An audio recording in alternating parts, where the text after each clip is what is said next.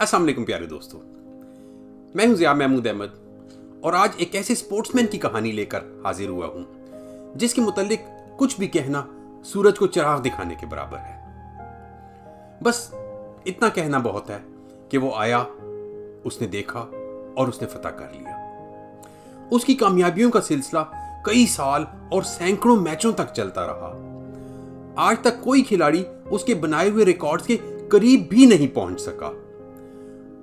उसने बहुत सी मुश्किलात से लड़कर यह मुकाम हासिल किया और फिर अंत तक मेहनत कर कर इसे बरकरार भी रखा।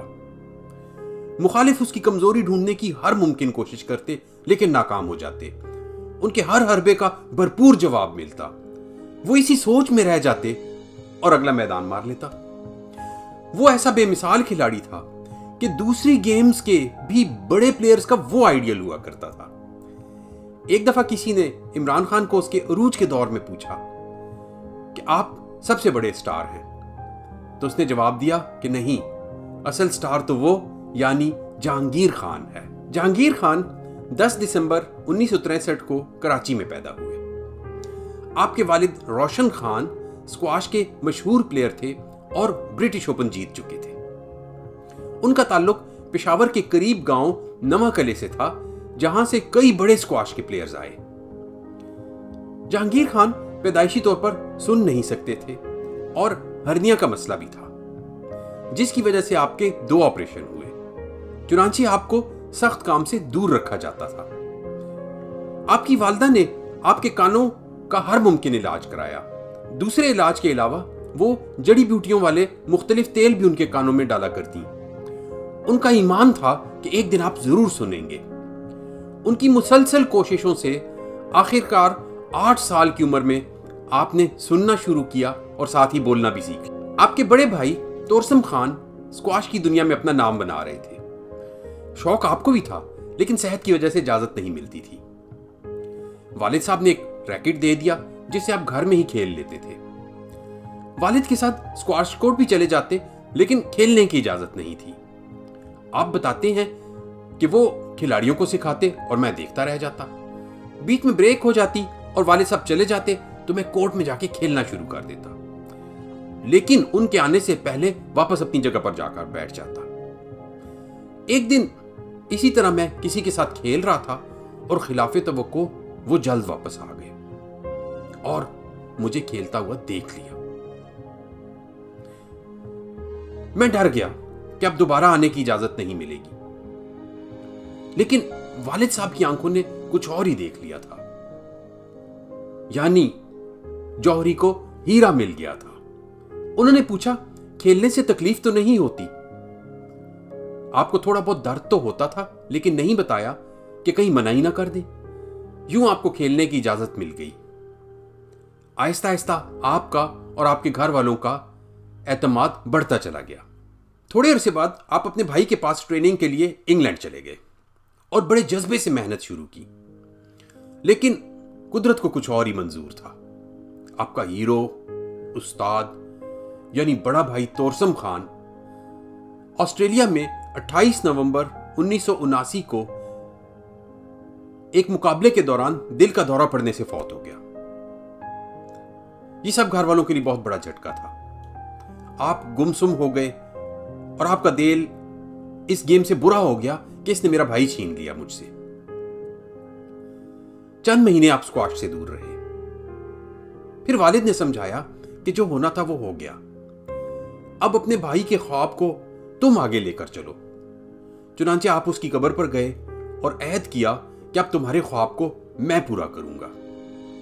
इसके बाद दोबारा इंग्लैंड चले गए और 10 से 12 घंटे रोजाना की भरपूर ट्रेनिंग शुरू कर दी। इसमें 10 मील की दौड़, कोर्ट प्रैक्टिस, जिम और स्विमिंग पूल शामिल होता था। चंद माह बाद आपने प्रोफेशनल मुकाबलों में धमाकेदार एंट्री दी और कई बड़े प्लेयर्स को हरा दिया।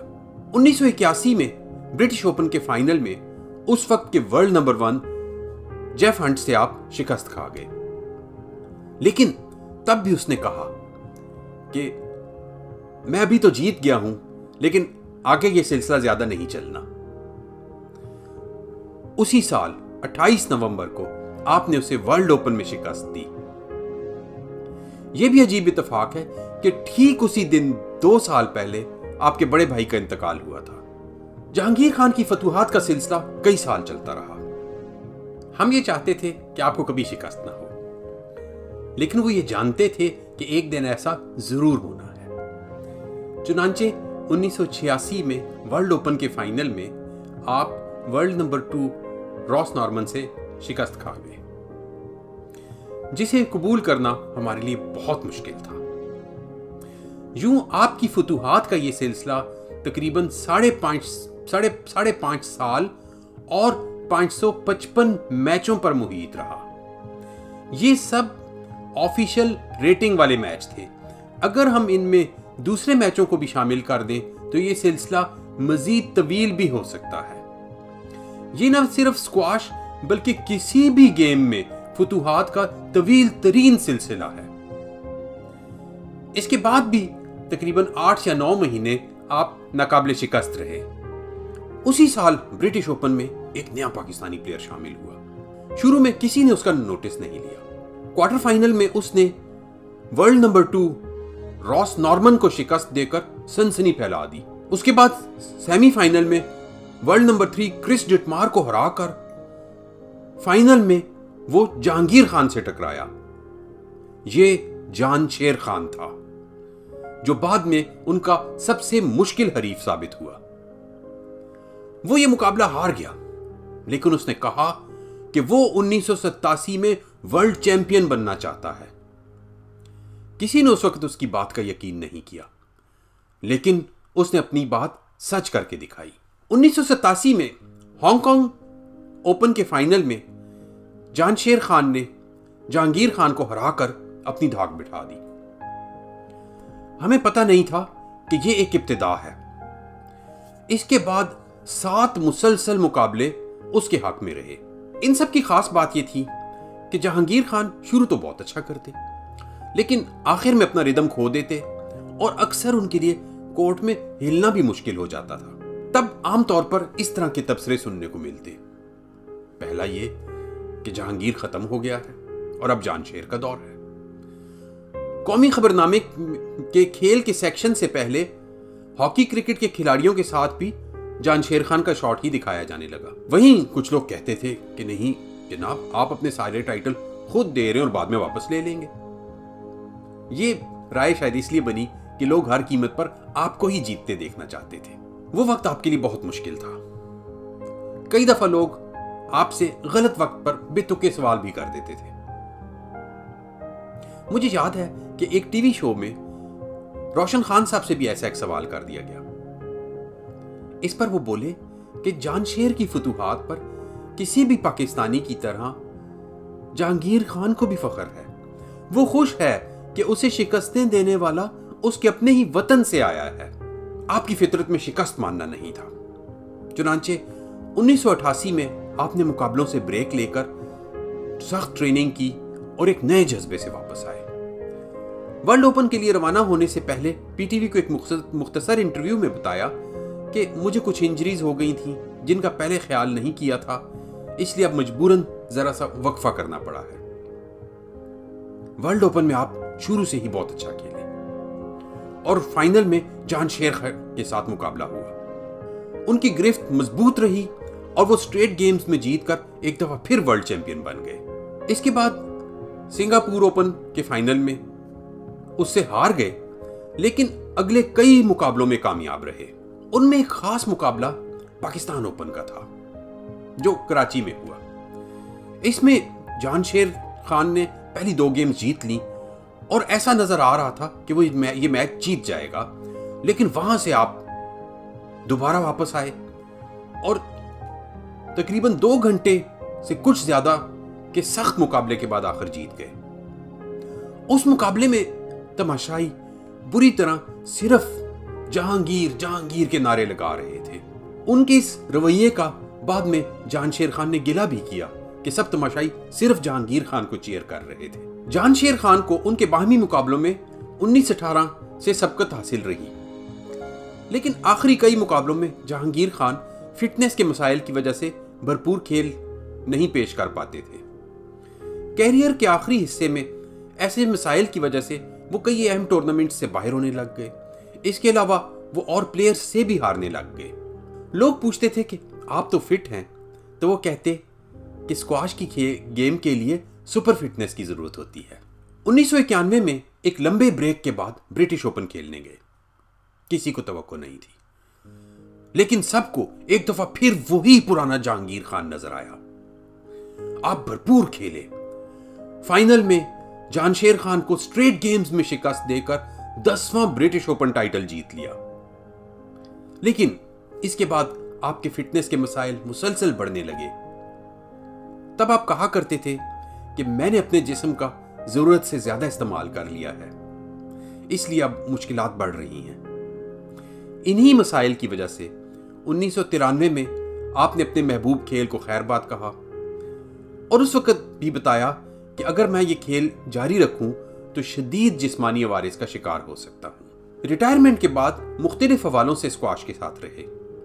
आप 2002 से 2008 तक वर्ल्ड स्क्वाश फेडरेशन के प्रेसिडेंट रहे और इसके बाद प्रेसिडेंट एमिरेटियस बने। आपने अपनी एक स्क्वाश एकेडमी बनाई जिसमें नए प्लेयर्स को तरबियत दी जाती है। आपने Olympic medallist boxer Syed Hussain Shah को पाकिस्तान से इंग्लैंड ले जाकर बॉक्सिंग हलकों में मुतारिफ कराया, उसको सेटल होने में भरपूर मदद दी, जिसका वो हमेशा मशकूर रहता है और कई जगह वो इसका इजहार भी करता है। आप अपने हमअसर खिलाड़ियों में जानशेर खान के अलावा क्रिस डिटमार और रॉडनी मार्टिन की तारीफ करते हैं।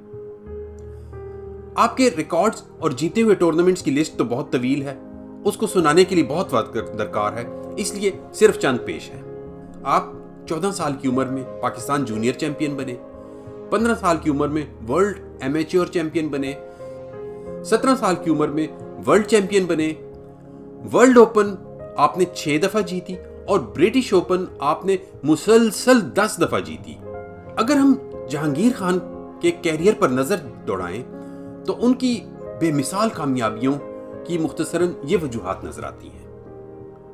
पहली ये कि आपका कमिटमेंट लेवल हमेशा बहुत ज्यादा रहा और आप हर मैच को फाइनल समझकर खेला करते थे। दूसरा ये कि आप अपनी सारी तवज्जो गेम पर रखते थे, इसीलिए आपके तवील करियर में आपका कोई स्कैंडल नहीं बना। आप बाद में भी अपने शोबे तक ही महदूद रहे।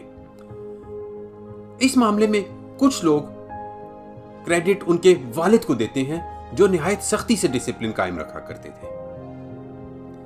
नंबर 3 बात उनकी मैंने ये देखी कि वो हमेशा अपनी गलतियां दूर करने और नई टेक्निक्स सीखने की कोशिश जारी रखते थे और इसका इजहार भी करते थे। मसलन एक दफा उन्होंने इंटरव्यू में बताया कि मैंने अटैकिंग वॉली सीखी है। जानशेर खान ने भी एक दफा कहा कि जहांगीर खान की गेम में तब्दीली नजर आई है और वो बहुत अच्छा स्ट्रोक प्ले दिखाने लग गए हैं। आप आज भी अपनी जद्दोजहद जारी रखे हुए हैं। अल्लाह ताला आपकी उम्र और जिंदगी में बरकत दे, आमीन। उम्मीद करता हूं कि आपको मेरी ये वीडियो पसंद आई होगी। इसे लाइक करना और मेरे चैनल को सब्सक्राइब करना ना भूलिएगा। शुक्रिया।